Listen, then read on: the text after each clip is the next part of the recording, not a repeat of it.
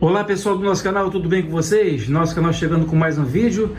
O erro muito comum que acontece com muitos computadores novos, que a pessoa recebeu em casa o seu computador ou foi na loja buscar, chegou em casa e o computador não liga de jeito nenhum, porque ele vem com uma trava de segurança no seu computador. Já vou mostrar para você.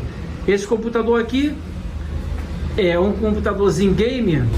Vou passar aqui para a lateral para vocês dar uma olhada aqui na lateral. São cooler interno. Seu gabinete também com 3 cooler RGB coloridos. Já estamos aqui com o Windows 10 instalado nessa máquina. Vamos aqui mostrar essa configuraçãozinha aqui desse computador game. Vamos aqui dar um Ctrl V, que eu já copiei o comando. Eu vou digitar aqui em pesquisar esse comandozinho DX de águia e vou aplicar um Enter. Eu vou mostrar para você a configuração desse computador aqui rapidamente aqui. Um computadorzinho bom para se jogar. Eu fiz uma instalaçãozinha nele aqui do Windows 10 Pro. Ele tem um processador Core i5, um processamento aqui de 3.1 GHz, 16 GB de memória RAM. Computadorzinho pronto aí para uso. Esse computador aqui, o cliente levou para casa, chegou em casa, ele esqueceu de acionar essa chave aqui da fonte. Isso aqui é uma fonte real.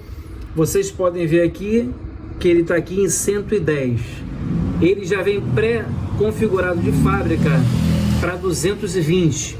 Por que ele chega na sua casa em 220? Se a sua rede for 220, ele vai ligar normal. Mas se a sua rede for ao contrário, você pode até danificar o computador. Por isso que ele vem já em 220. Porque a sua rede 110, se ele tiver em 220, ele simplesmente não vai ligar. Você muda para a chavezinha para 110, que ele vai ligar normalmente. Mas agora ao contrário, se a chavezinha vir em 110, conforme ela está aqui embaixo, e você tentar ligar ela em 220, automaticamente aí, pessoal, vocês vão queimar o seu computador. Então esse computador aqui chegou com um erro aqui desse travamento da fonte. Ele veio também com a bateria da placa-mãe descarregada, onde eu tive que fazer a troca também dessa bateria.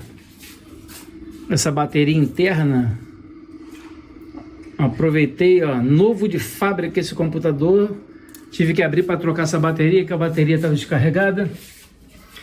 Fiz a configuraçãozinha do sistema operacional, instalei aqui os aplicativos, o WinRAR, PDF, os navegadores. E aqui embaixo também, pessoal, o pacote Office também eu fiz a instalação.